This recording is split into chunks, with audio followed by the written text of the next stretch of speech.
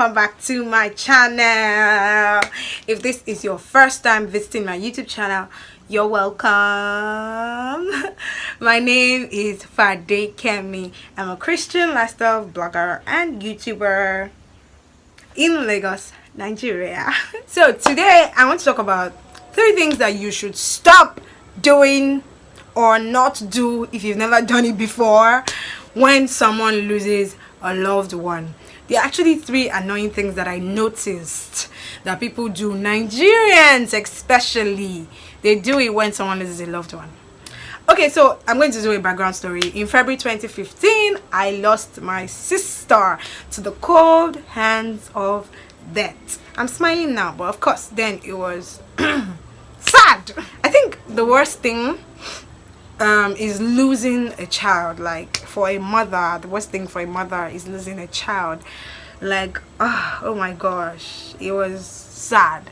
It was a terrible moment in my family's life.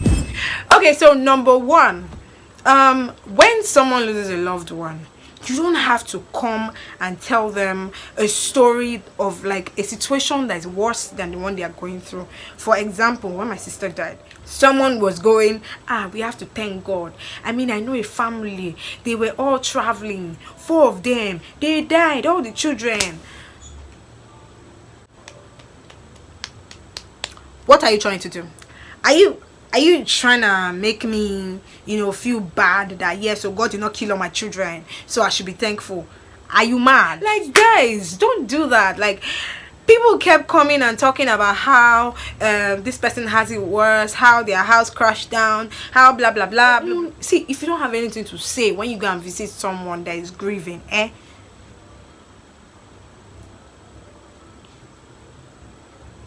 keep quiet. That's what that means. Keep quiet. Keep quiet. Anyway, number 2, stop looking at people with pitiful eyes. So my sister died on a Thursday, and on Saturday I had rehearsal.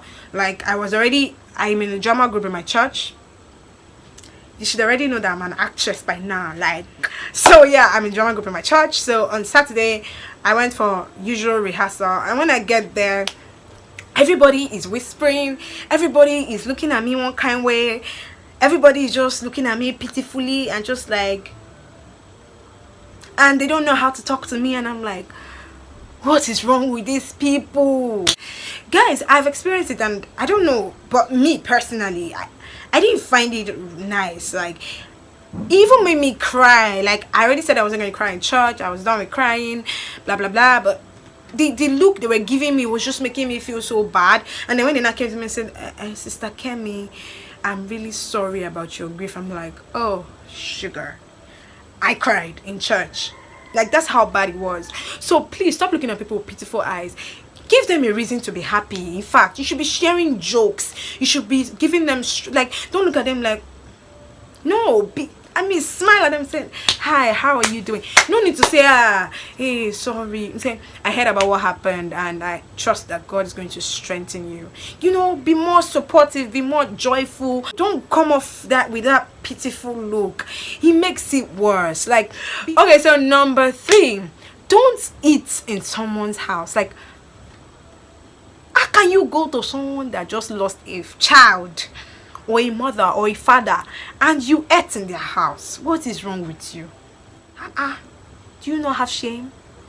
Do you not have shame? Guys, I'm not exaggerating or making this up. Like, people came to my house and ate. Like, we literally offered food and they ate. They ate. Like, how can you eat? And some of these people were family members. Don't eat when you go. Don't even drink water. Yes, have shame. Have shame. Supposed to share in other people's joy and sadness. Share. Act like you care. Okay, so those are the 3 things. Those are the 3 major things that I noticed that people did when my sister died, that it did not make sense to me.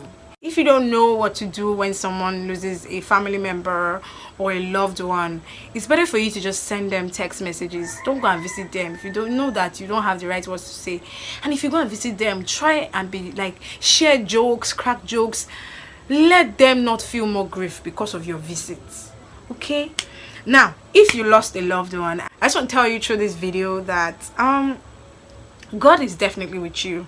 Don't feel like God is not with you, or that that it's your fault. Yes, that's the most important one. Like, a lot of people feel that it's their fault when they lose a loved one. Like, there's the first stage of bearing grief is actually the guilt stage. Like, I was there, so I understand. I just want to tell you that, just like me, you might be feeling guilty, like it's my fault. Maybe if I'd done this, maybe if I'd prayed more, maybe if I was more discerning. Yeah, I felt all that, but I'm telling you, the person would have still died. The person would have still died. Now, I'm not invalidating the fact that you were probably not discerning enough. Yes, God could have averted it if you were discerning, if you were more prayerful. There is room for that, obviously, but half of the time there's probably nothing that you can do about it. So instead of worrying about the person, it being your fault that the person died, just move forward. Like, moving forward, become more discerning, become more prayerful, and you can avert many further or future occurrences, basically. So if you're going through grief at the moment, I want you to just let go of that guilt that you feel in your heart, that maybe it's your fault. Even if it was actually your fault, the person is already dead. Let it go. Let it go. I'm not even trying to be insensitive here. I completely understand your grief. Like, I understand it. Trust me. But I just want you to know that it's best if you let it go. It's best if you stop with the grief, with the guilt game, with the blame game. It's best if you should just say to yourself that it's over. Like, the person is dead. If you're a Christian, you know what Apostle Paul says about death. He said death is not our final. Death is not final for a Christian. And for us, death has lost its grip when we die. Like, death can't hold us back again, because Jesus already took away the power of death, and we can now rest with the Father when we die. Death for a Christian is a joyous thing. Apostle Paul says that if only in this world do we have the joy, do we have everything of being a Christian, then we have all men the most miserable. So it shows that there is something on the other side for us as Christians. So death is a new beginning for us. How beautiful is that? I just want to tell you that if you're going through grief, just hold on. You're strengthened. God is with you. If I had not lost my sister, I probably won't understand the pain of losing a loved one. So yeah, in everything, just when life, how do they say it? When life gives you Gary, make a bar. So whatever situation you are, whatever thing you're going through, just try to make the best out of it, and watch God strengthen you. I remember when my sister died, I cried all night, I prayed, I did everything, but she was already dead. There was nothing I could do. She couldn't come out from the dead. Okay, I'm going to cut it here now. Please remember to subscribe. The subscribe button is down there. I don't know, here or here. I'm not too sure.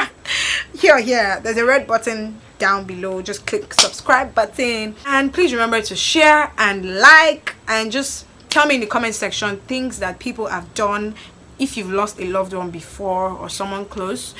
Things that people have done that really piss you off, like, I just lost a loved one, what is wrong with you? That kind of thing. Just share with me. And as Christians, what's the best way to encourage someone that's lost a loved one? Alright guys, I'll see you guys next time.